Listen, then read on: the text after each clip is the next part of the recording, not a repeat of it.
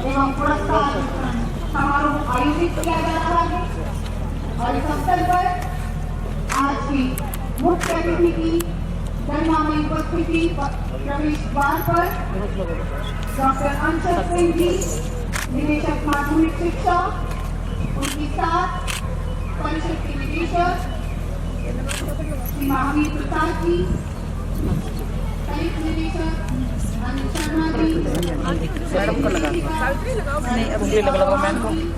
उप निदेशक श्री सुनील बजाज जी, आज के कार्यक्रम के मुख्य अतिथि माननीय डॉक्टर अंशज सिंह जी का हार्दिक स्वागत और अभिनंदन। किसी भी राष्ट्र और उससे जुड़े लोगों का उत्थान विज्ञान और तकनीक के विकास का मार्गदर्शन होता है। राष्ट्रताओं के शीर्ष पर विज्ञान, प्रौद्योगिकी और नवाचार भारत की समृद्ध भविष्य के लिए नितांत आवश्यक है। और एक बार ध्वनि से खड़े होकर हमारी जो आज की उनके साथ संयुक्त निदेशक अनिल शर्मा जी, संयुक्त जी, उप निदेशक श्री सुनील बजाज जी, तमाम विभागाध्यक्ष, बहुत स्वागत और अभिनंदन। जगत गुरु भारत, विश्व शांति का पुरोधा भारत, विज्ञान और तकनीक में निरंतर आगे बढ़ता हुआ भारत आज आत्मविश्वास से परिपूर्ण है और विश्व मंच पर यही कह रहा है कि तू रोशनी है देश की, तू देश का अभिमान है, तलवार है तू, ढाल भी तू, शब्द भेदी बाण है, तू जुड़ा समाज से, तुझसे जन कल्याण है, बढ़ रहा जो रोज रोज वही विज्ञान है, बढ़ रहा जो रोज रोज वही विज्ञान है। इस 50वीं राष्ट्रीय स्तरीय बाल वैज्ञानिक प्रदर्शनी का यही लक्ष्य कि हर नन्हा वैज्ञानिक बड़ा होकर इस देश के विज्ञान और प्रौद्योगिकी के चरम शिखर पर ले जाने और एक बार पुनः जगत गुरु कहलाने में अपनी महत्वपूर्ण भूमिका का निर्वहन करे। इन्हीं शब्दों के साथ पूरे मान और सम्मान के साथ आज के कार्यक्रम के मुख्य अतिथि director secondary education doctor Anshaj Singh ji को मां सरस्वती के चरणों में पुष्प अर्पण के लिए सादर आमंत्रित करना चाहेंगे।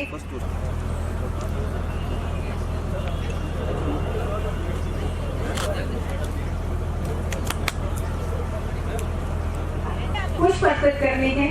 ये 3 दिवसीय कार्यक्रम है सर।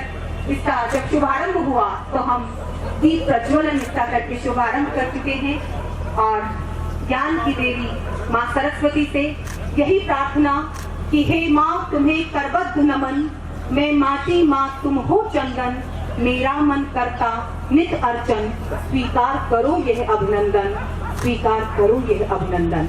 इन्हीं शब्दों के साथ माँ सरस्वती जो ज्ञान की देवी है, विद्या की देवी है, उनको पुष्प अर्पित करते हुए एक पावन परंपरा का निर्वहन आज के मुख्य अतिथि डॉक्टर अंशज सिंह जी के द्वारा किया गया। और मेरा अनुरोध रहेगा कि डायरेक्टर एनसीईआरटी माननीय श्री महावीर प्रसाद जी से कि वे सर का स्वागत करें और अभिनंदन।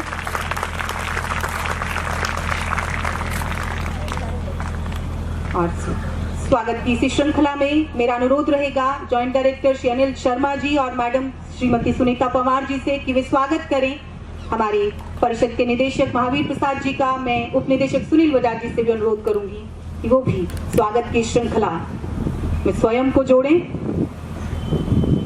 और एक बार कर्तव्य ध्वनि से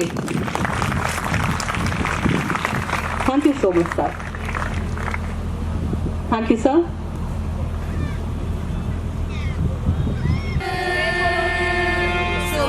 कुंज से लाकर सौरभ स्वागत पंथ सजाया है, स्नेह भाव से मन वीणा पर अतिथि का गुण गाया है, अतिथि का गुण गाया है। सुमन कुंज से लाकर सौरभ स्वागत पंथ सजाया है, स्नेह भाव से मन वीणा पर अतिथि का गुण गाया है। अतिथि का गुण गाया है। सुमन कुंज से लाकर सौरभ पाधानी सागर का साधनी धपा पाधानी सागर का साधनी धपा सारे गाम शत शत बादल उमड़ाए हैं पवन वंदना गाती है। शत शत बादल उमड़ाए हैं पवन वंदना गाती है। चरण कमल छूने को मान्यवर चरण कमल छूने को मान्यवर रिम झिम मेघा आई है रिम झिम मेघा आई है।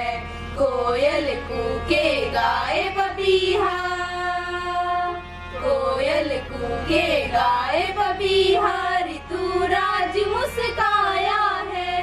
स्नेह भाव से मन वीणा पर अतिथि का गुण गाया है अतिथि का गुण गाया है। सुमन कुंज से लाकर सौरभ स्वागत पंथ सजाया है। स्नेह भाव से मन वीणा पर अतिथि का गुण गाया है अतिथि का गुण गाया है। सुमन कुंज से लाकर सौरभ पाधानी सागर का साधनी धपा पाधानी सागर का साधनी धपा सारे गाम हृदय तंत्र की स्वर लहरी पर गीत प्रेम के लहराए। हृदय तंत्र की स्वर लहरी पर गीत प्रेम के लहराए।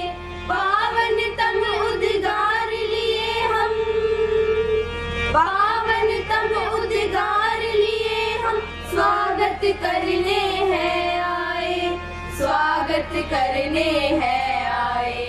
गाएगी सद्भाव पूर्णिये गाएगी सद्भाव पूर्णिये अंतर मन से गाया है।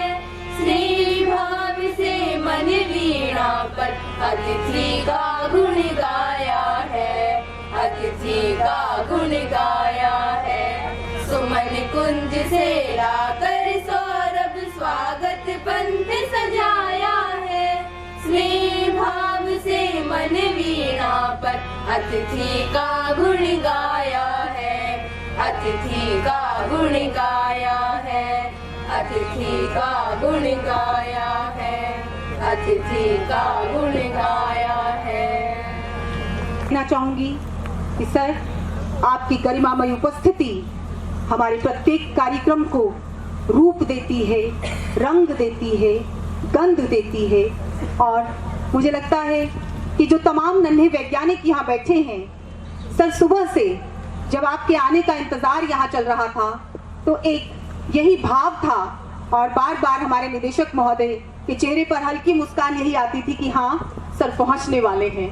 और उसी इंतजार में हर वैज्ञानिक के चेहरे पर वो मुस्कुराहट में देख पा रही हूँ अपने मुख्य अतिथि को इस कार्यक्रम में पा करके। हर बालक स्वभाव से जिज्ञासु है और उसमें सीखने की अद्भुत क्षमताएं हैं।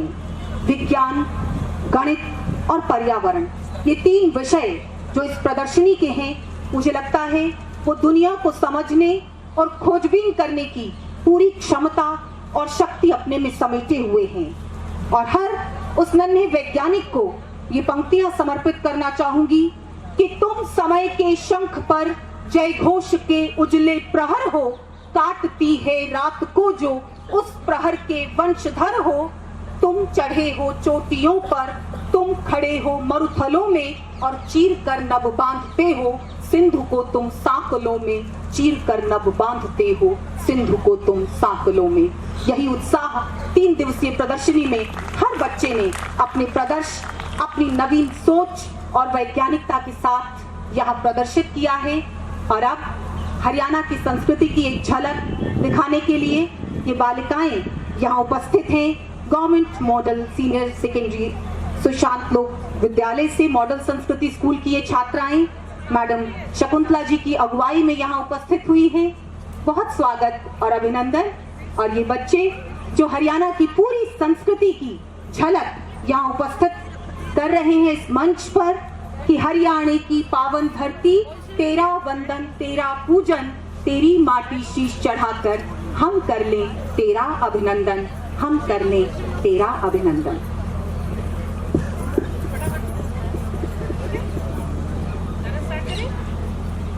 Thank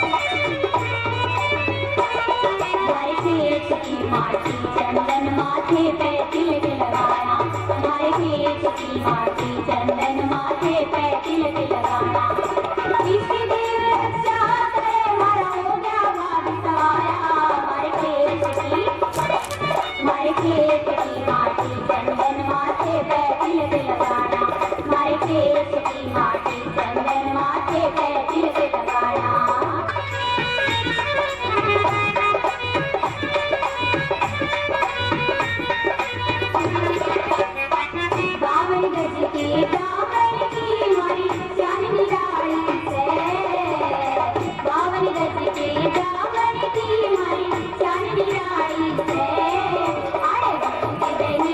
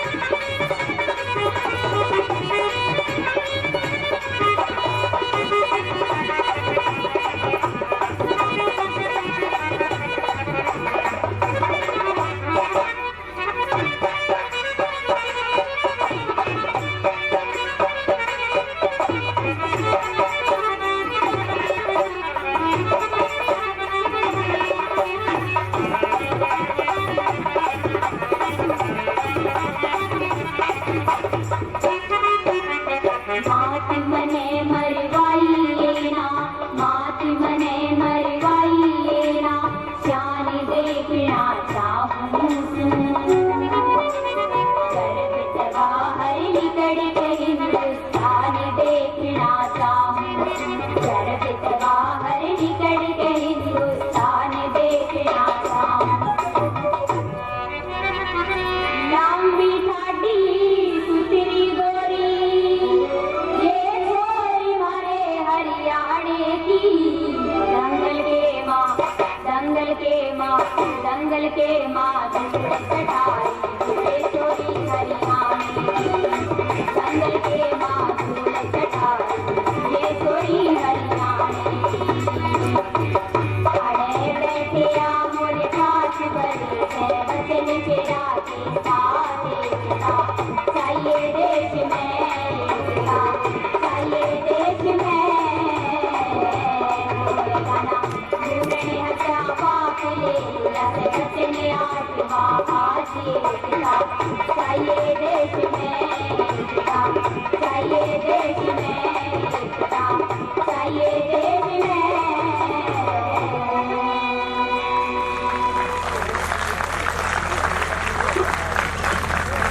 क्षेत्र है हरियाणा, यह कर्म क्षेत्र है हरियाणा, यह पुण्य भूमि है हरियाणा, ये देव भूमि है हरियाणा।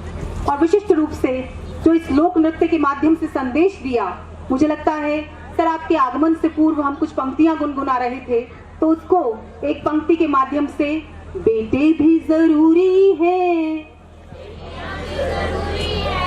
बेटे भी जरूरी है। अच्छा, बेटे में फिर उधर भी बहुवचन में चले हैं, नहीं कहा बेटी भी जरूरी है।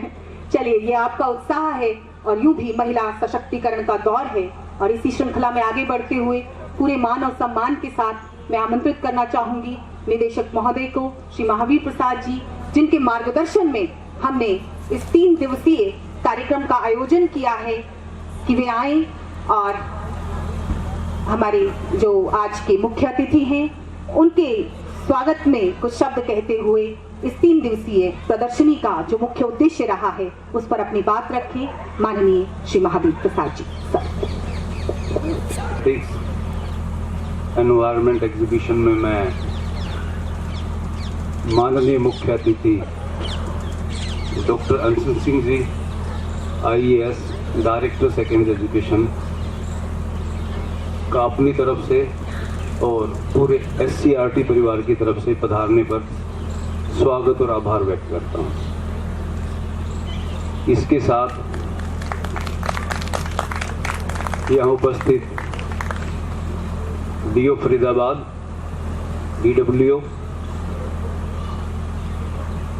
प्यारे बच्चों, प्रतिभागियों, उनके साथ आए हुए अध्यापकगण, अभिभावकगण, आप सबका भी मैं स्वागत करता हूं। मैं बताना चाहूँगा कि सबसे पहले जो कि हर साल आयोजित की जाती है, NCERT की सलाहकार समिति के द्वारा वर्ष 2022-23 के लिए इसका नाम रखा गया राष्ट्रीय बाल वैज्ञानिक प्रदर्शनी, जो कि राष्ट्रीय स्तर पर जिसका आयोजन नवंबर 2023 में किया जाएगा। आज जो हम जिस आयोजन का समापन समारोह है वो हमारे ब्लॉक लेवल से शुरू हुआ। उसके बाद जिला information and communication technology, eco friendly material, health and cleanliness, transportation and innovation, environmental concern, historical development and current innovation और मैथमेटिक्स फॉर अस, ये 7 इसके सब थीम्स हैं। इसमें सारे गवर्नमेंट और प्राइवेट स्कूल्स की पार्टिसिपेशन होती है सर। सिर्फ कुछ स्कूल्स ऐसे हैं जो सीधे राष्ट्रीय स्तर पर जाके अपना प्रदर्शन देते हैं, अपनी एग्जीबिशन देते हैं, जिसमें खासकर केंद्रीय विद्यालय हैं। इसके अलावा जितने भी हमारे यहाँ गवर्नमेंट और प्राइवेट स्कूल्स हैं, सबकी इस पर पार्टिसिपेशन होती है। हर जिले से प्रतिभागी हम लेते हैं सर इसमें, क्योंकि 7 सब थीम हैं तो 22 डिस्ट्रिक्ट्स में से 7 सब थीम के साथ फर्स्ट और सेकंड मिला के करीबन 308 प्रतिभागी ऐसे हैं जो यहाँ हिस्सा ले रहे हैं। प्रतिभागी के अलावा एक टीचर इंचार्ज भी साथ होता है, तो टोटल पार्टिसिपेंट्स की संख्या यहाँ पे 650 है। सर इसके एक क्राइटेरिया भी एक निर्धारित है कि जो फर्स्ट सेकंड जो भी डिक्लेयर किया जाएगा वो क्राइटेरिया या मार्क्स कैसे उसको दिए जाएंगे। वो criteria sir creativity and imagination, दूसरा साइंटिफिक एंड मैथमेटिकल इनोवेशन, तीसरा साइंटिफिक अप्रोच, चौथा technical skill, workmanship, utility for society, economic durability और प्रेजेंटेशन। ये क्राइटेरिया सर जिसके आधार पर इसका स्कोर या इसकी मार्किंग निर्धारित की जाती है। पिछले 3 दिन से हम सब देख रहे हैं, विभिन्न स्टॉल्स का निरीक्षण किया है, जाके बच्चों से बात की है, उनसे इंटरेक्शन किया है, उनके टीचर इंचार्ज से भी बात की है। तो यूं लगता है कि बहुत दिल से, बहुत मेहनत से बच्चों ने तैयारी की है और अपने एग्जिबिट्स के साथ यहाँ पे आए। मैं ज्यादा वक्त ना लेता हुआ पुनः एक बार डायरेक्टर सर का स्वागत करता हूँ और जो हमारे भविष्य के नन्हे वैज्ञानिक हैं, इस उम्मीद के साथ कि वो हमारे देश का, हमारे समाज का नाम रोशन करेंगे, इसी के साथ मैं अपना स्थान ग्रहण करता हूँ। धन्यवाद। जय हिंद। निदेशक महोदय का बहुत धन्यवाद। और ये जरूर कहना चाहूंगी कि इस 3 दिवसीय प्रदर्शनी में बालकों ने न केवल अपनी वैज्ञानिक प्रतिभा का प्रदर्शन किया है, वरन जब हमें माननीय निदेशक महोदय का मार्गदर्शन मिला तो लगातार 2 दिन से बच्चे सुबह 6 बजे यहाँ पंडाल में उपस्थित होते थे और यहाँ पर योग का बखूबी कार्यक्रम चलाया गया। कोविड के समय में पूरे विश्व ने भारत को जगत गुरु माना और उस योग का जो एक अभियान भारतवर्ष ने शुरू किया, उसका एक प्रदर्शन जो है वो यहाँ पर ये नवाचार के रूप में सम्माननीय निदेशक महोदय के मार्गदर्शन में करवाया गया। ये उनकी सोच थी कि जब बच्चे यहाँ जो अपनी प्रतिभा दिखाने आए हैं, उनको अगर एक सबल राष्ट्र हमें देना है तो निश्चित रूप से उनके स्वास्थ्य को साथ लेकर के चलना है। और इसी प्रकार से वैज्ञानिक प्रतिभा के साथ साथ बालकों को जब संध्या के समय में यहाँ मंच मिला तो अनेक सांस्कृतिक कार्यक्रमों की झलक यहाँ से निरंतर, मुझे लगता है वो शाम के 8 बजे तक वो कार्यक्रम यहाँ चलते रहे। ये बहुत बढ़िया सा जो है 3 दिवसीय कार्यक्रम रहा, जिसमें कुछ बच्चे तो यहाँ मंच से कहते हुए पाए गए कि अब लौटने का जो है वो मन नहीं है उनका। और तीनों दिन एक बार जोरदार तालियां ये प्रतिभाशाली बच्चे अपने लिए स्वयं बजाएं। और इसी के साथ इस कार्यक्रम की श्रृंखला को आगे जोड़ते हुए मैं पूरे मान और सम्मान के साथ माननीय डॉक्टर अंशद सिंह जी को मंच पर आमंत्रित करना चाहूंगी, डायरेक्टर सेकेंडरी एजुकेशन, कि वो आए।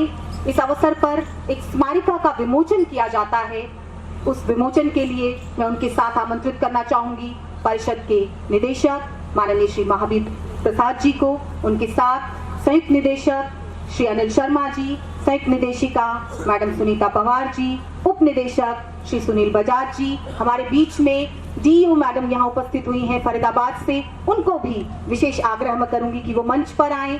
उन्हीं के साथ हमारे गुरुग्राम से डीडब्ल्यू मैडम यहाँ हैं, उनको भी मैं मंच पर आमंत्रित करना चाहूंगी। डीओ झज्जर को भी पूरे सम्मान के साथ यहाँ बुलाऊंगी कि वो आए और ये जो स्मारिका का विमोचन यहाँ किया जा रहा है उसमें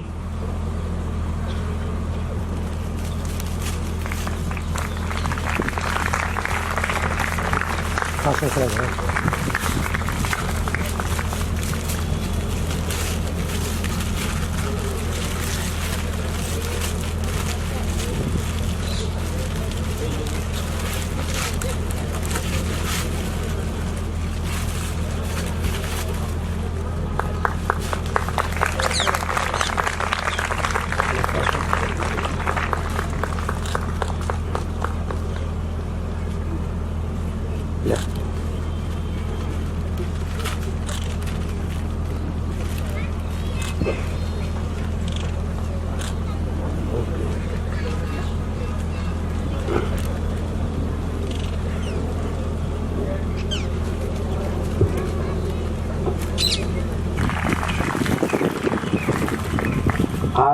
शिक्षा विभाग के जितने भी अधिकारी हैं, शिक्षक हैं और प्यारे बच्चे, सबसे पहले इस एग्जीबिशन के सफल आयोजन के लिए आपको, पूरी टीम को, बच्चों को भी मैं अपने तहे दिल से बधाई देता हूं। और आपके, खास करके बच्चों के लिए जो आगे विज्ञान में अपना कैरियर बनाना चाहते हैं, उनके लिए शुभकामनाएं भी देता हूं। ये एग्जीबिशन, जैसा आप सबको, मेरे हिसाब से सभी शिक्षकों को पता होगा, बच्चों को शायद नहीं पता है कि हरियाणा में जो बच्चे स्कूल में हैं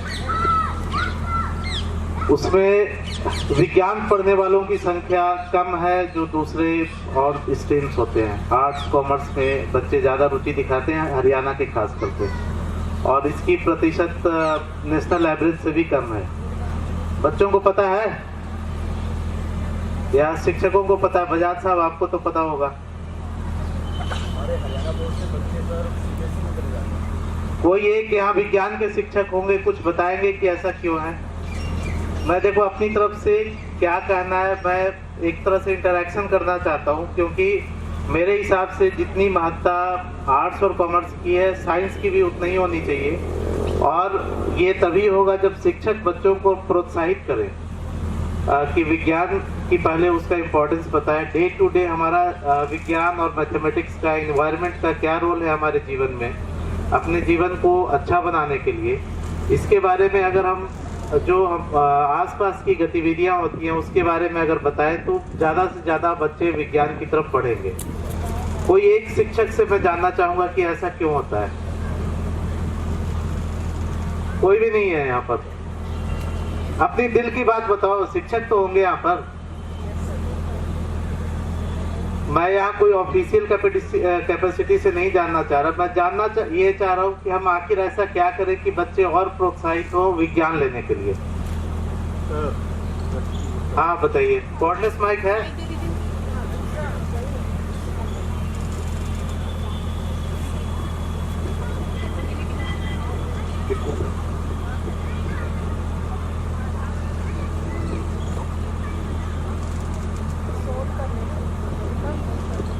सर नमस्कार। सर जी नमस्कार।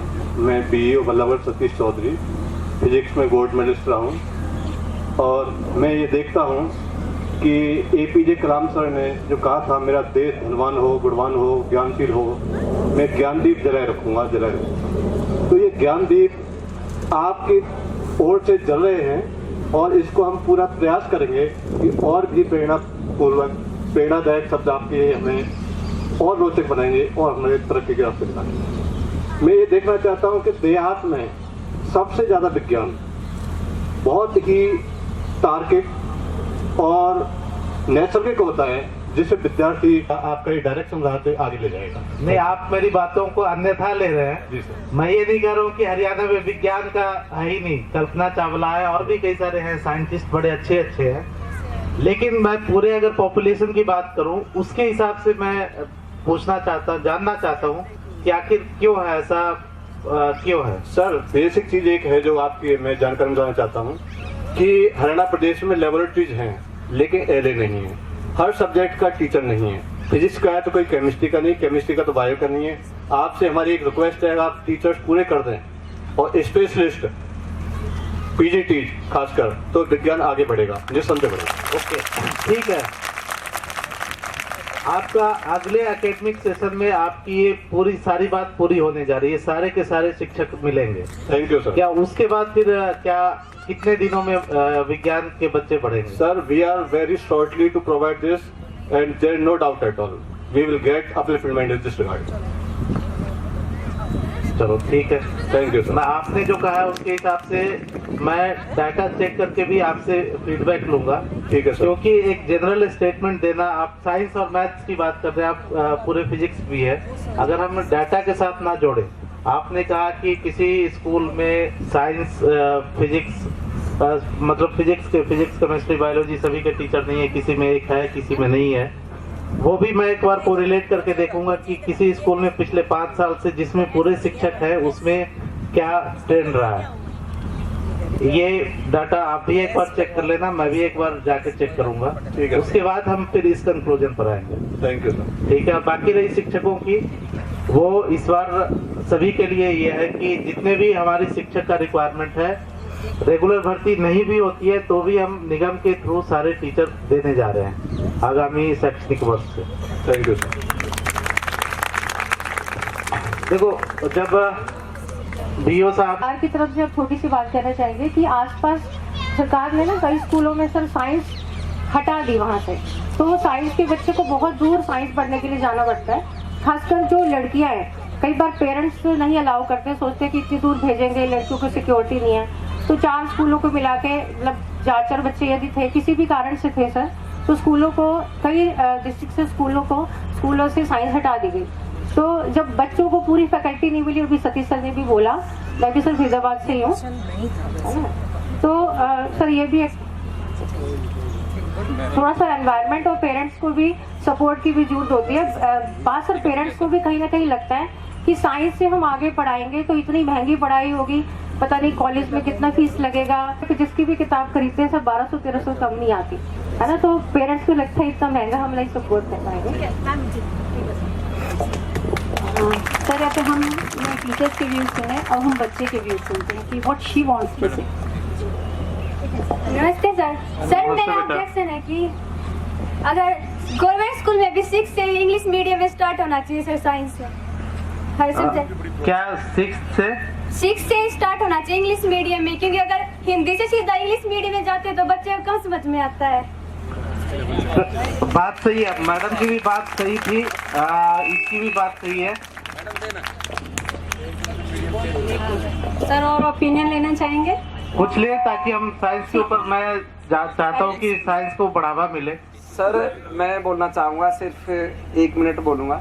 विज्ञान को बढ़ावा के लिए आज मैं सुबह एक विज्ञान प्रदर्शनी में एक स्कूल में लगा रखी थी, उसमें भी गया सर। वहां पर क्या देखा मैंने, टीचर्स में मोटिवेशन नहीं था।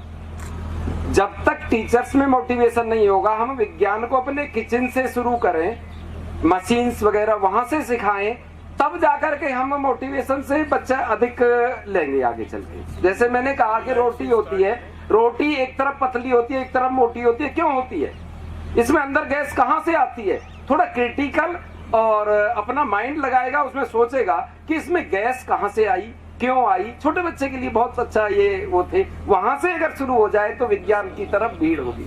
आप बैठ जाए प्लीज, आपने मेरे मन की बात कह दी। मैडम ने भी कहा था कि बच्चों में एनालिटिकल माइंड होना चाहिए, और वो एनालिटिकल माइंड अगर ट्रेंड टीचर ऑब्जर्व करने की कोई घटना हो रही है हमारे शरीर से रिलेटेड, हमारे चारों तरफ जो भी हो रही है, उसको ऑब्जर्व करे कि ऐसा क्यों हो रहा है, सोचना सिखाए, तो अपने आप आएगा। एनालिटिकल माइंड की मैडम बात कर रही थी पीछे, तो एक फैक्टर है कि हमने जहाँ बच्चे कम थे वहाँ साइंस स्ट्रीम बंद कर दी, क्लस्टर लेवल पर साइंस की बात करनी शुरू कर दी। वो एक है, कहीं ना कहीं हमें बैलेंस बनाना पड़ेगा। लेकिन सबसे ज्यादा जरूरी है कि टीचर का रोल क्या है, कि टीचर बच्चों को साइंस के प्रति कैसे जागरूक करे, वो कैसे अपने चारों तरफ जो भी घटनाएं हो रही है उसके बारे में बताना शुरू करे, तभी जाके ये बात बन पाएगी। कि फोबिया हम ही फैला रहे हैं बच्चों में, डर हम ही पैदा कर रहे हैं, उनमें इंटरेस्ट क्रिएट नहीं कर पा रहे साइंस के प्रति। और मैं जहां तक देखता हूं कि हमारा टारगेट एक होता है कि एमबीबीएस करना है या बीटेक में जाना है, और वहां पर फ्लॉप हो जाते हैं बच्चे, तो और समाज के लोग जो है ना उससे डर जाते हैं कि साइंस सब्जेक्ट जो है ना ये तो बहुत ही हार्ड है। जहां तक हम रिस्पॉन्सिबल हैं सर इसके लिए। नहीं, तो इसके लिए जरूरी ये भी है कि टीचर्स साइंस में एमबीबीएस और इंजीनियरिंग के अलावा क्या क्या ऑप्शंस हैं वो भी बताना शुरू करें। एक तरह से कैरियर गाइडेंस, आप टीचर एक सब्जेक्ट पढ़ाने के अलावा कैरियर का काउंसलर भी हो सकते हैं। तो हमें हर एक तरह से एफर्ट करना चाहिए। मेरा आज फीडबैक लेने का पर्पस ये था कि हम अपने यहाँ से गवर्नमेंट की तरफ से क्या हम ऐसा करें कि बच्चों के प्रति और शिक्षकों के प्रति इसके प्रति रुचि बढ़े। जी मैम। सर मैं केमिस्ट्री पढ़ाती हूँ और मैं अग्री करती हूँ इस चीज़ से कि एक तो साइंटिफिक टेम्परामेंट जो है वो डेवलप करना बहुत ज़रूरी है राइट फ्रॉम द बिगिनिंग, क्योंकि बहुत सारी जगहों पे ऐसा होता है। यूजुअली अगर हम सरकारी स्कूलों में बात करें तो बच्चा साइंस जो शब्द है कि साइंस स्ट्रीम, तो उसको ऐसा लिया जाता है कि जैसे काफी टफ कुछ है, आगे जाके टफ होने वाला है। अगर शुरू से ही हम उनमें एक साइंटिफिक एटीट्यूड पैदा करें, जैसे फॉर एग्जांपल आपने भी अभी इसी बारे में बात की, और जैसे सीधा सीधा अगर मैं ये बताऊं कि हम मान लीजिए कॉन्वेक्स एंड कॉनकेव लेंसेज पढ़ा रहे हैं और उसके बावजूद बहुत देर तक हम बच्चे को ये ही नहीं पता है कि कहाँ तुम कॉन्वेक्स लेंस या कॉनकेव लेंस यूज कर रहे हो, जो आपने चश्मा लगा रखा है उसके अंदर ये यूज होता है। तो जहां जहां इन चीजों का इस्तेमाल होता है, अगर हम शुरू से इन चीजों को बच्चे के अंदर साइंटिफिक एटीट्यूड उसके अंदर डेवलप करें। जैसे छोटा सा एक एग्जांपल और देना चाहूंगी कि मान लीजिए बच्चे ने खाना, एक बहुत छोटी एज का बच्चा है और उसने खाना खाया, उसने सब्जी गिरा ली है अपनी व्हाइट शर्ट पर,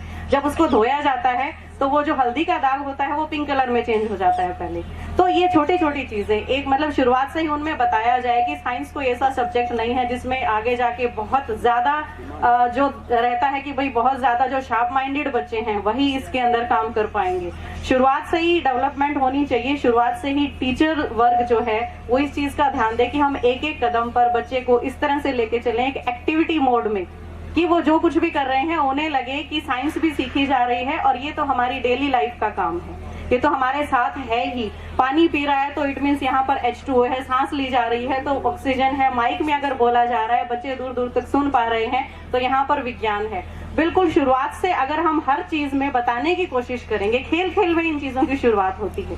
दूसरा सर एक ये चीज भी है कि जब हम इसको बर्डनसम बना लेते हैं तो 11-12 के आसपास आके बच्चे में एक ये फियर तो बन ही जाता है कि अगर मैं साइंस में गया और साइंस में जैसे जो कॉमन जो चल रहा है आजकल की नीट एस्पिरेंट्स है, किसी को IIT में जाना है, JEE है, उसमें अगर मेरा एडमिशन नहीं होगा देन व्हाट, तो वो जो एक फियर रहता है बच्चे के अंदर वो भी कहीं पीछे से ही डेवलप हो रहा होता है उसमें वो चीज भी।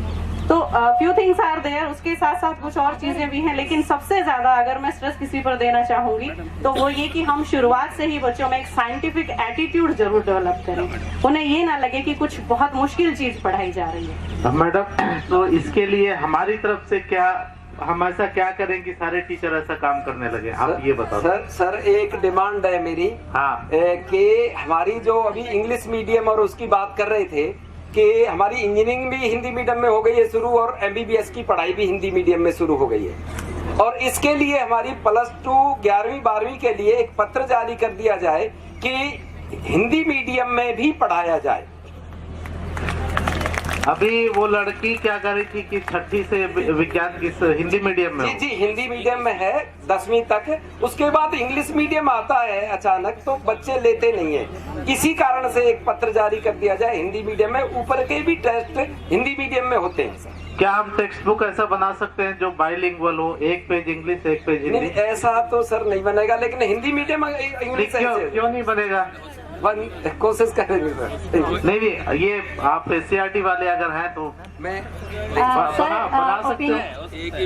बना सकते हैं सर। तो इससे दोनों समस्याओं का समाधान हो जाएगा, जिससे इंग्लिश पढ़ना है इंग्लिश में पढ़ ले, हिंदी में पढ़ ले। सर अब क्योंकि जब ओपिनियन ली जाती है तो सारे स्टेक होल्डर होने चाहिए, बच्चा हो गया, टीचर हो गया, अब एक पेरेंट आ जाइए। पेरेंट्स हैं तो हाँ वो भी जरूर। सर नमस्कार सर, मैं डिस्ट्रिक्ट महेंद्रगढ़ निजामपुर ब्लॉक से एक स्टूडेंट का पिता हूँ जी। सर इस विषय में कुछ देर पहले एक मैडम ने बताया था कि कुछ माता पिता ऐसे होते हैं जो अफोर्ड नहीं कर सकते खर्चा, तो उनकी ये बात ठीक थी, क्योंकि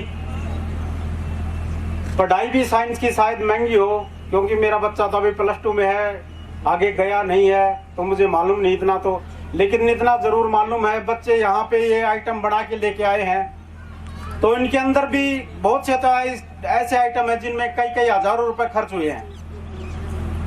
और स्कूल में जैसे टीचर आइटम बनवा लेते हैं पूरी क्लास से, जैसे 50 बच्चों ने आइटम बना दिया ब्लॉक लेवल पे, लेकिन वो सर लेके जाते हैं 5 या 6 या 2-3 इतने ही लेके जाते हैं, बाकी जो बच गए 50 या 55 उन बच्चों की, उनके माता पिता की तो उम्मीद यही रह जाती है कि भाई पता नहीं किस हिसाब से अपने अपने लेके गए हैं।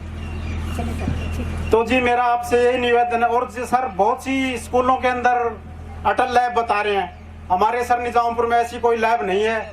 सब कुछ जो भी लेना पड़ता है सब बाहर से लेना पड़ता है। इसलिए आपसे मेरा नम्र निवेदन है कि ऐसे विद्यालयों के अंदर जो भी उपकरण होते हैं बच्चों को आगे वो करने के लिए उपलब्ध करा जाएं। धन्यवाद। आपकी भी बात नोट कर ली, और इसमें कहीं ना कहीं ज्यादा रोल जो एक तरह से पेरेंट्स होके एक तरह से इनकी एक शिकायत की, तो इसको बढ़ावा देने के लिए ये कर सकती है। जैसे अपने अभी हरियाणा में देखा कि मेडिकल पढ़ने के लिए पहले 30 लाख का बॉन्ड देना चाहिए, तो ये 30 लाख रुपए सुनते ही आधे पेरेंट्स अपने बच्चों की स्ट्रीम को चेंज करवा देते हैं। तो मेरी सरकार से एक गुहार है कि इन फीसिस को लेकर थोड़ा फीस कम करें, ताकि सभी पेरेंट्स मेडिकल की पढ़ाई, बीटेक की पढ़ाई, मेडिकल इंस्टीट्यूशंस की पढ़ाई को अफोर्ड कर पाए।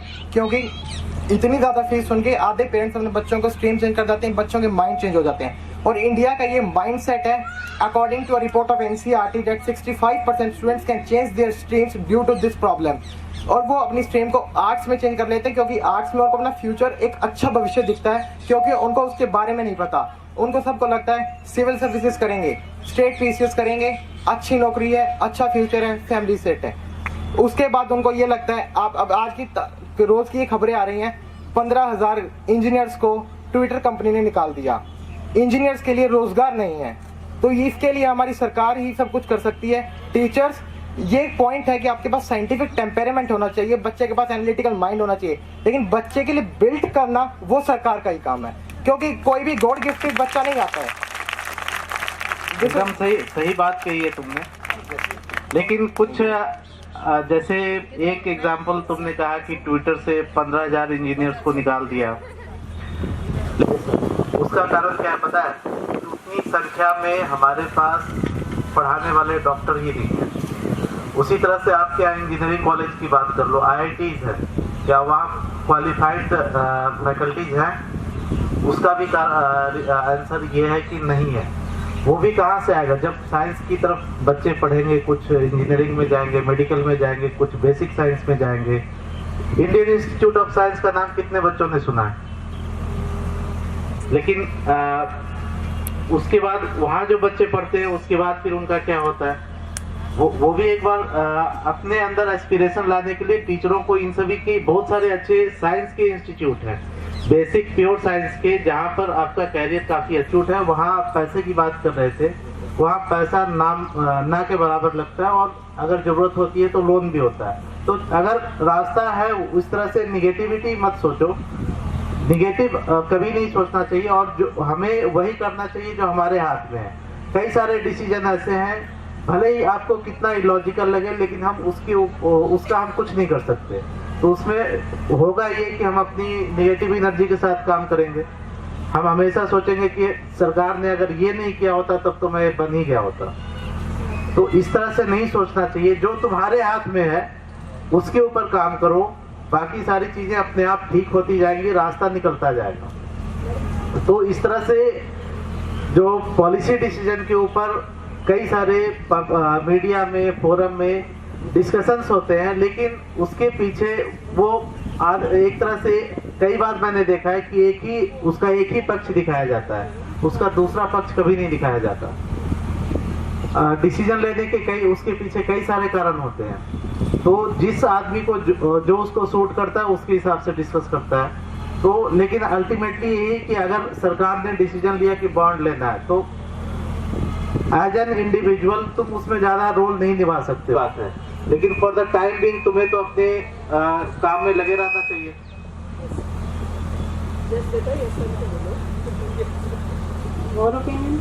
बस अब बहुत सारी चीजें मिल गई कि हम जाके बैठ के उसके हिसाब से आप सबकी बातें सरकार के सामने। हाँ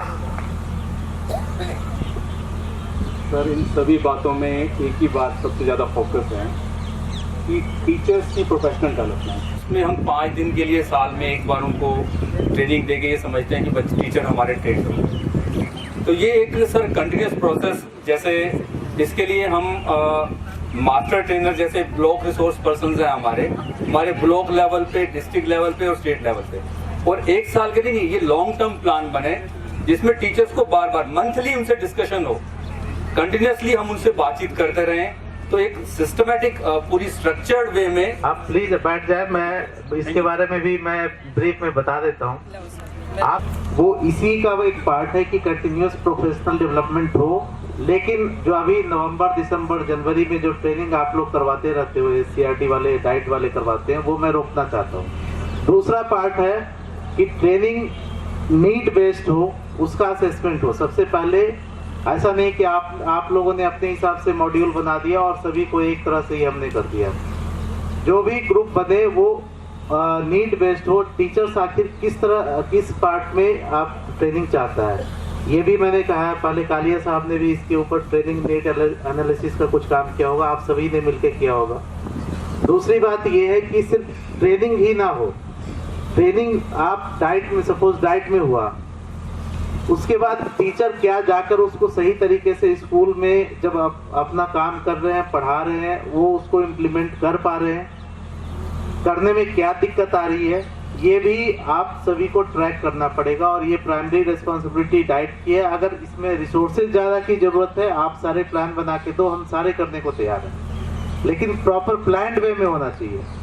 तो आप जो कह रहे थे, हम भी उसी डायरेक्शन में चलना चाहते हैं कि सारे डाइट एक्टिवेट हो, इन सर्विस और इंडक्शन ट्रेनिंग इनका काम हो। और टीचर की सिर्फ ऐसे नहीं है कि हमने बुला लिया 1 सप्ताह के लिए और क्लासरूम एक्टिविटी करवा दी, उसके बाद छोड़ दिया कि स्कूल में जाओ और अपने हिसाब से करते रहो। ट्रेनिंग अगर डाइट जिले में है तो ये जरूर जिम्मेवारी होनी चाहिए कि आपने जो ट्रेनिंग दिया है वो टीचर्स क्या उसको इम्प्लीमेंट कर पा रहे हैं, और नहीं कर पा रहे हैं तो क्यों नहीं कर पा रहे हैं। ये पूरा साइकिल बनाना पड़ेगा, तभी जाके आपका कंटिन्यूअस प्रोफेशनल डेवलपमेंट होगा और टीचर मोटिवेट होंगे और सही ढंग से काम करेंगे। अब काफी लंबा हो गया है, इसके बाद मैं बस जो एक APJ अब्दुल कलाम जी की पुस्तक की 2020 की बात बीच में अधूरी रह गई थी, वो मैं इसलिए आप सबके सामने, मेरे हिसाब से कई सारे लोगों ने पढ़ी होगी, उसमें बड़ा अच्छा एग्जाम्पल दिया है उन्होंने। मैं सुनाऊं सर? हाँ। एक्चुअली मेरे दिल में आ रहा था लेकिन मैंने कहा नहीं। मैडम मैं एक एग्जाम्पल उससे कोट करना चाहता हूँ कि साइंस हम क्यों पढ़े, वो एक इंस्पिरेशन कैसे बच्चों में जागृत करे। एक बड़ा अच्छा उन्होंने एग्जाम्पल उसी किताब में दिया है। सर मैं बोलूँ हाँ। मेरा कुछ गलत हो तो आप बोलना।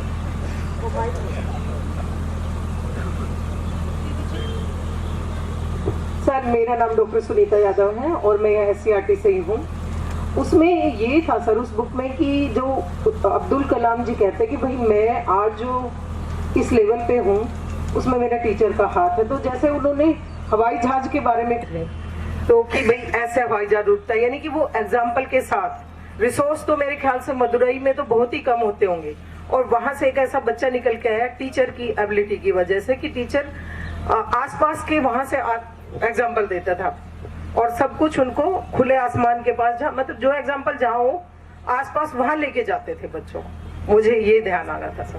Okay, thank you ma'am. ये भी है लेकिन ये टीचर सेंट्रिक है। अफ्रीका बहुत, उसमें बहुत सारे कंट्री है, बहुत बड़ा कॉन्टिनेंट है, नेचुरल रिसोर्सेज की वहाँ भरमार है, हर एक तरह के नेचुरल रिसोर्सेज है। जापान एक छोटा सा कंट्री है जहाँ natural resources in comparison to Africa बहुत ही कम है, नेग्लिजिबल है।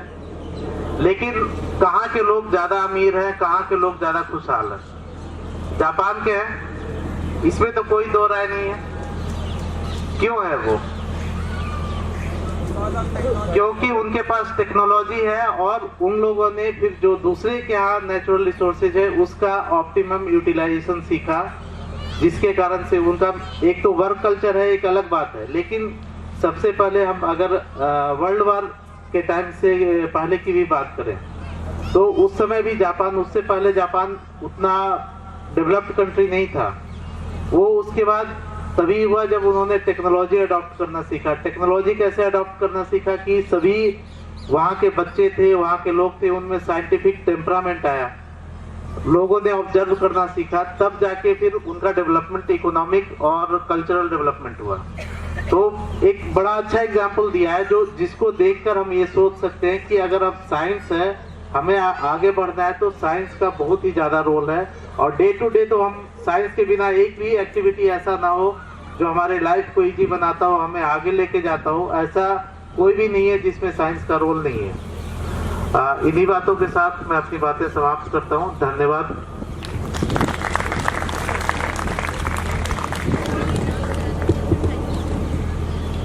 और बहुत धन्यवाद मैं आज के कार्यक्रम के मुख्य अतिथि डॉक्टर अंशुल सिंह जी का करना चाहूंगी कि उन्होंने एक महत्वपूर्ण जो चर्चा परिचर्चा यहाँ आयोजित की, जिसमें बच्चों से लेकर अध्यापकों सभी ने प्रतिभागिता की और एक महत्वपूर्ण सी बात कही कि हर कड़ी का एक महत्वपूर्ण उसमें योगदान रहेगा। वैसी स्थिति नहीं है कि अगर विभाग के माध्यम से कुछ वैसा प्रारंभ कर दिया जाए तो तमाम बच्चे जितने बैठे हैं उनमें एक साइंटिफिक टेम्परामेंट कहीं से पैदा हो जाएगा। ऐसा कोई जादुई छड़ी नहीं है।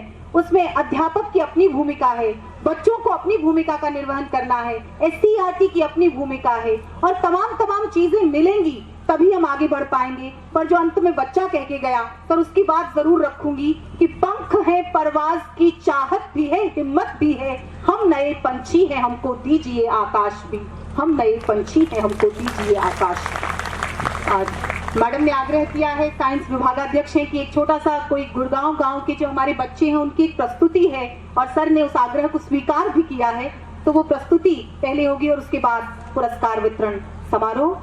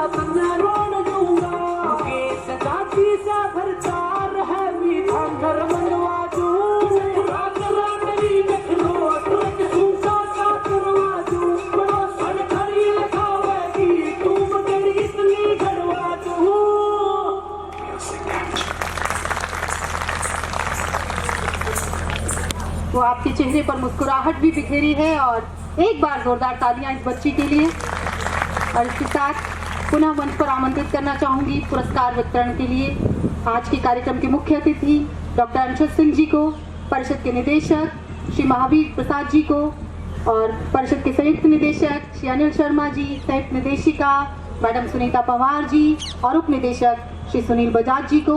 उनके साथ यहाँ उपस्थित रहेंगी विज्ञान अनुभागाध्यक्षा मैडम सुमन शर्मा जी।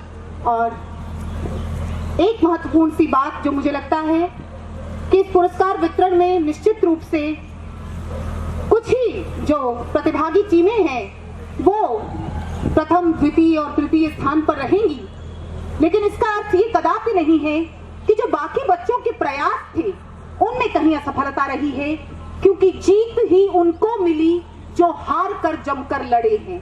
हार के भय से डिगे जो वो धराशायी पड़े हैं। हर विजय संकल्प के पद पूजती देखी गई है। वो किनारे ही बचे जो सिंधु को बांधे खड़े हैं। वो किनारे ही बचे जो सिंधु को बांधे खड़े हैं।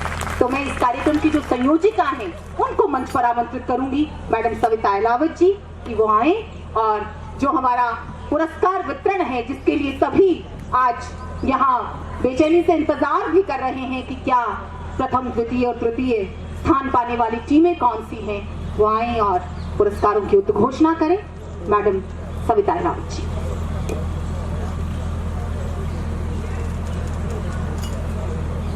आप सबको मेरा सादर नमन।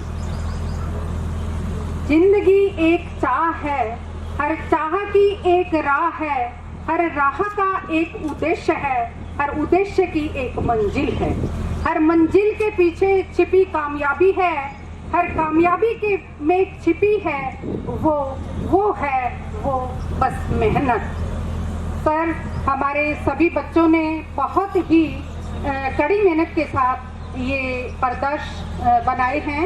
मैं आपसे परमिशन चाहती हूँ कि रिजल्ट की घोषणा करें। Thank you so much sir. And twice जो हमारा मेन थीम था उसके 7 सब थीम्स थे, उनकी अभी आपके सामने घोषणा करने जा रही हूँ। बच्चों, इंतजार की घड़ियां समाप्त हो चुकी हैं, रिलैक्स हो जाइए और क्लैपिंग कीजिए, बहुत सारी क्लैपिंग कीजिए। अभी हमारा फर्स्ट जो हमारा सब थीम था ट्रांसपोर्ट एंड इनोवेशन, इसमें प्रथम स्थान प्राप्त किया है भारत 11th क्लास GSSS पाटली डाबर सिरसा। इसका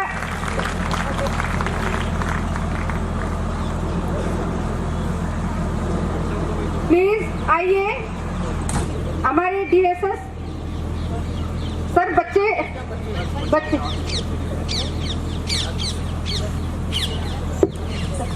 हमने तो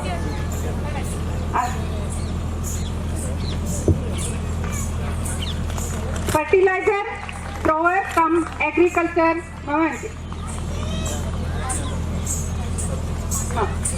हमने फर्स्ट प्राइज 5000, सेकेंड प्राइज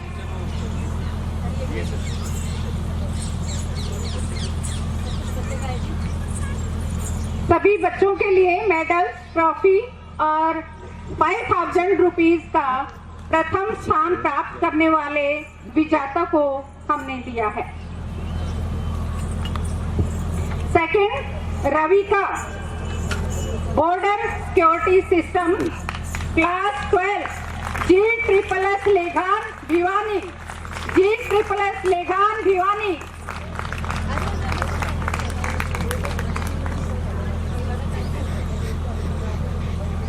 तृतीय स्थान पर रहे हैं Richard Jasuja 11th class steering system government model senior secondary school Yamunanagar. Madam सामने देखिए। सेकंड विनर को 4000 रुपीज इनाम के रूप में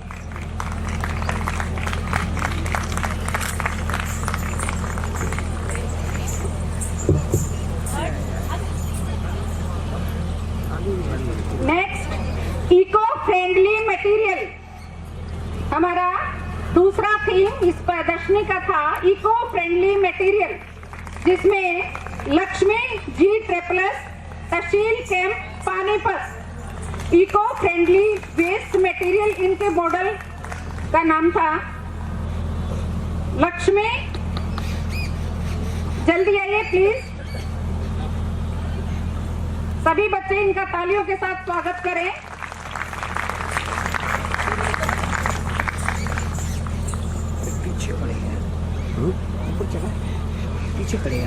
नेक्स्ट द्वितीय स्थान पर रहे हैं Lokesh G triples गैरोट Palwal, use of पराली। उनका टाइटल था यूज ऑफ पराली।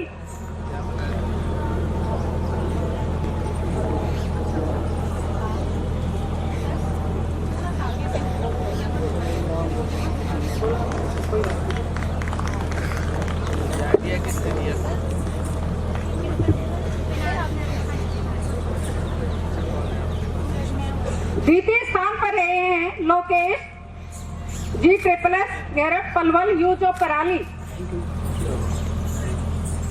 इसके बाद तृतीय स्थान पर रहे हैं G G triple S Badshahpur Gurgaon, G G triple S Badshahpur Gurgaon. इनके मॉडल, इनका एग्जिबिट एडिबल कटलरी।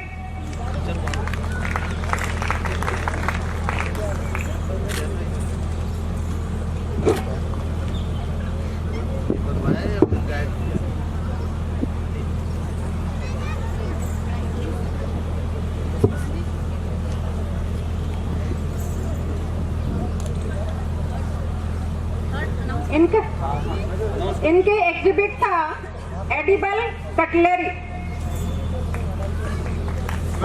तालियां बजाते रहिए बच्चे।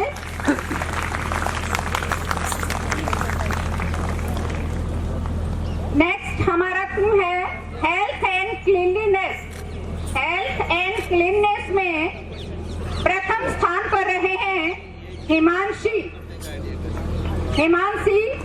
Government model senior secondary school Kanina Mahendragarh.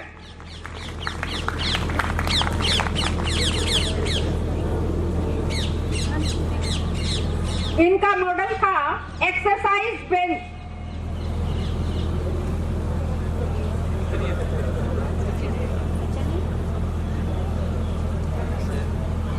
द्वितीय स्थान पर रहे हैं Sakshi government senior secondary school Ritoli Pilukheda ji. इनके मॉडल था ऑटो कंट्रोल्ड वाटर पंप। जल्दी आइए मैम।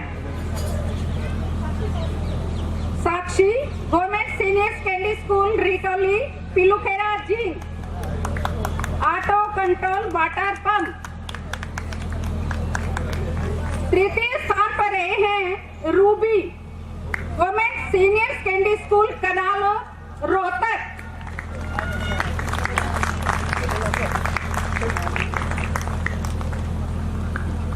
इनके पदर्स का टाइटल था first aid ATM machine. Ruby government senior secondary school Kalanaur Rohtak.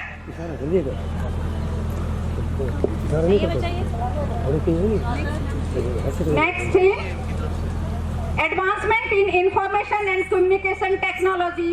प्रथम स्थान पर रहे हैं Sandeep government senior secondary school Bhaunsi Gurugram. Advancement in technology for women safety. जल्दी आइए सर, बच्चे जल्दी आइए, दौड़ के आइए बच्चे।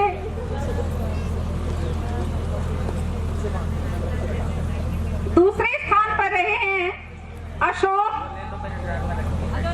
Government senior secondary school Matanhail Jhajjar. Ashok government senior secondary school Matanhail Jhajjar, robot with advance stick.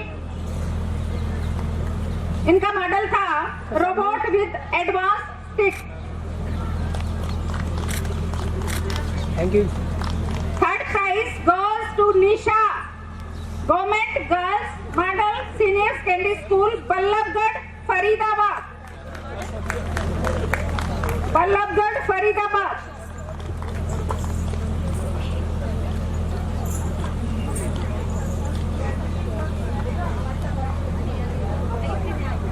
Third prize goes to Nisha, Government Girls Model Senior Secondary School, Ballabhgarh Faridabad. इनका मॉडल था wireless security alarm. Wireless security alarm.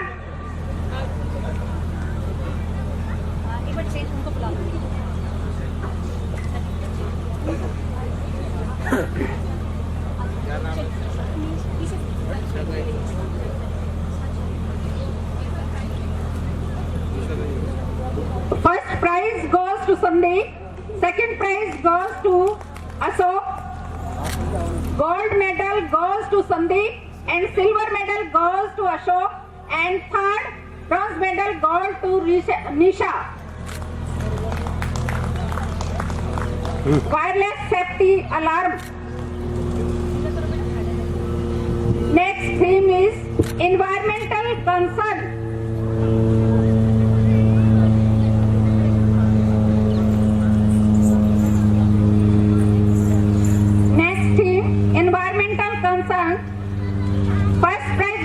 Monika, class 12, Shriram public school, Kanera, Charkhi Dadri. First prize goes to Monika, class 12, Shriram public school, Kanera, Charkhi Dadri. इनके topic का नाम था, title प्रदर्श था corn cob water filter. Corn cob water filter. Second prize goes to Neha, class 11.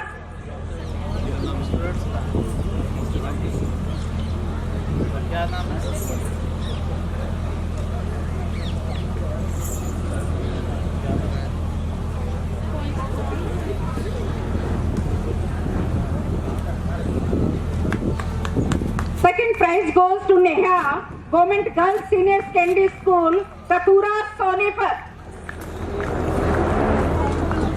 Sonipat, Neha, class 11, government senior secondary school, Katora, Sonipat, district Sonipat. Please जल्दी आ जाइए।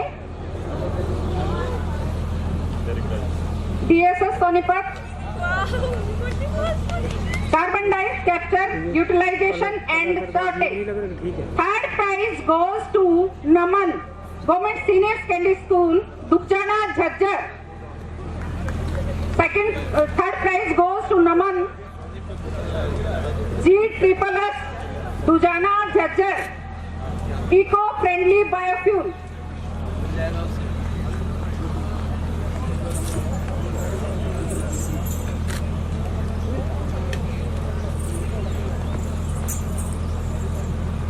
नमन, government senior secondary school, Dujana, Jhajjar, eco friendly biofuel. Next theme, sub theme historical development with current innovation. First prize goes to Arun Kumar, 9th class, government senior secondary school, NIT 1, Tikona park, Faridabad. G++, NIT 1, Tikona park, Faridabad. Second prize goes to Sakshi, 12th class, Shivam Senior Secondary School, Lohani, Bhiwani. Second prize goes to Bhiwani, Shivam Senior Secondary School, Lohani.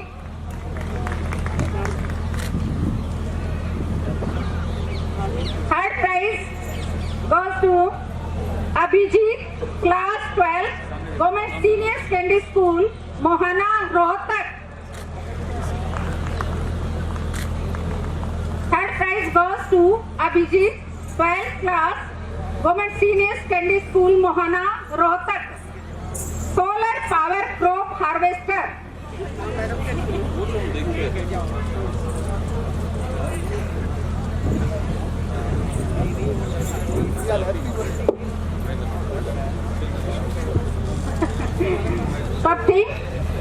Mathematics for us. Mathematics for us में Shubham, senior secondary school Sohna Gurugram.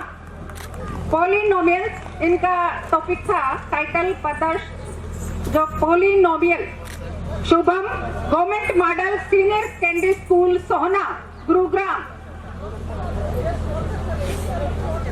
Second prize goes to Naveen government senior secondary school Narwana Jind. Second prize goes to government senior secondary school Narwana Jind. Maths park.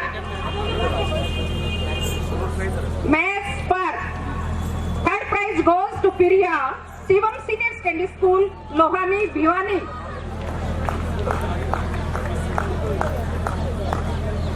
Shivam senior secondary school Lohani Bhiwani. Application of conic section. अभी जो हमारी exhibition थी इसके दौरान sir एक science quiz करवाया गया था, जिसका रिजल्ट मैं अनाउंस कर रही हूँ। Aarzoo government senior secondary school Rohtak class 12। Aarzoo government senior secondary school Rohtak. Second prize goes to Ishika Agarwal. Second prize goes to Ishika Agarwal government model senior secondary school Yamunanagar class 12। Third prize goes to Mahi Bhardwaj SLA के government girls senior secondary school Gurugram 10 class 10। बैठाने के लिए बोल दो। सभी students से मेरा ये आग्रह है, प्लीज आप अपना स्थान ग्रहण करें। अभी थोड़ी देर के लिए आप शांति बनाए रखें और अपना स्थान ग्रहण करें प्लीज। अब नेक्स्ट हमारा overall trophy goes to, I am announcing the oral trophy. Oral trophy goes to district Gurugram. मेरे सभी प्रतिभागियों से ये अनुरोध है, उनके साथ जो शिक्षक आए हैं वो कृपया थोड़ी देर का प्रोग्राम और बचा है, आप बैठ जाइए। आप जितने भी लोग खड़े हैं प्लीज बैठ जाइए। Gurgaon please sit down. बहुत गौरव की बात है कि प्लीज आप बैठ जाए। अभी सर यहाँ है। ओवरऑल ट्रॉफी गुड़गावा को गई है, तो मेरा नर्म निवेदन है, हमारे यहाँ बीच में अगर DWO साहब उपस्थित हैं, DSS और गुड़गावा की सारी टीम इस खूबसूरत ट्रॉफी को लेने के लिए कृपया मंच पर आए। गुड़गांव DWO मैडम से रिक्वेस्ट है मेरी, DSS और गुड़गावा की सारी टीम।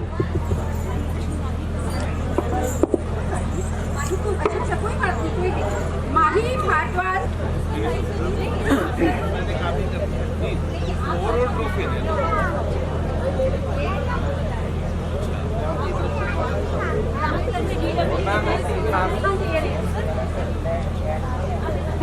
तालियों में कंजूसी नहीं करें, जो चले गए बाकी जो रह गए गुड़गावा के लिए तालियां हो जाएं जोरदार।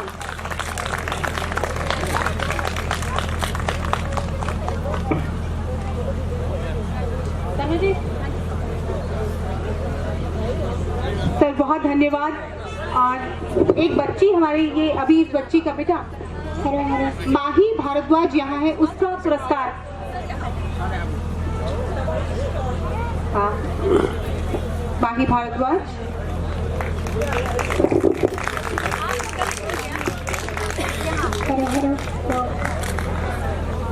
थैंक यू सर, आपने बहुत सहजता से तमाम जो पुरस्कार यहाँ वितरित किए हैं उसके लिए विशिष्ट धन्यवाद। और टीम गुरुग्राम को बहुत बधाई। मैं निदेशक महोदय से भी आग्रह करूंगी कि वो आगे, अब ये वाला जो फोटो हो रहा है सर, इस स्टेशन में आगे आ जाइए और तमाम जो टीम है।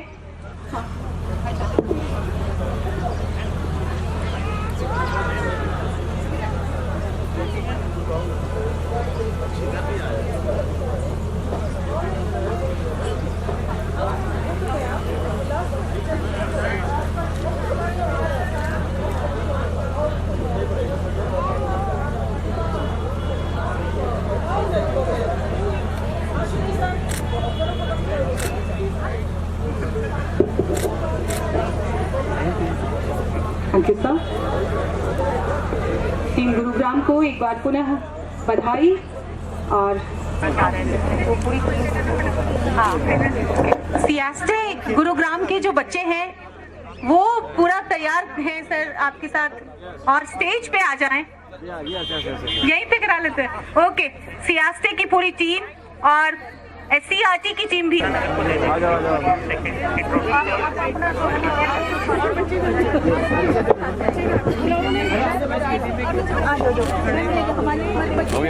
सभी को नमस्कार।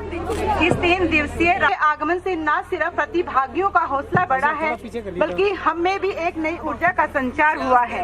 इसी के साथ मैं धन्यवाद करना चाहूंगी परिषद के निदेशक श्री महावीर प्रसाद जी का, जिनके मार्गदर्शन में हम इस प्रदर्शनी का आयोजन इतने सफल तरीके से कर पाए हैं। निधि का आभार प्रकट करना चाहूंगी, जिसने इस प्रदर्शनी के आयोजन में प्रत्यक्ष अकाउंट में RTGS करवा दिया जाएगा। इसे सभी बच्चों के अकाउंट